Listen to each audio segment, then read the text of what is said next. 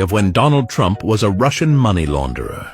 In the late 80s and early 90s, Donald Trump was in complete financial failure. As soon as Donald had control of the Trump Organization, he quickly borrowed, spent, and soon collapsed his father's company. By 1992, he's on the hook for $800 million and is desperately seeking any avenue to make himself solvent.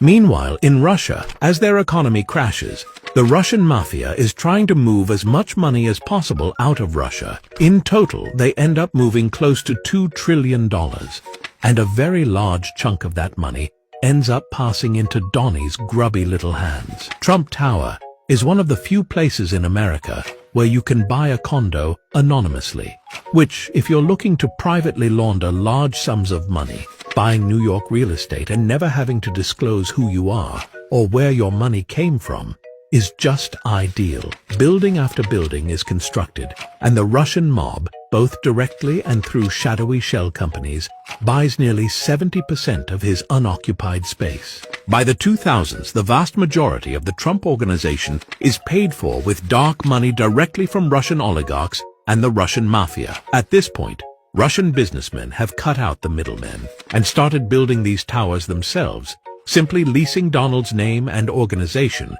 while they create their own real estate to purchase with their own dirty money, which left Donnie the free time to focus on his real passion, being famous. Donald will tell you this story about his business sense, how he fought back from bankruptcy and he's this self-made billionaire. But what Lil Donnie actually is, he's a mule, an asset for cleaning cash from human trafficking, extortion, and the drug trade. And without 2 decades of Russian money, he'd be broke, alone, and on the street.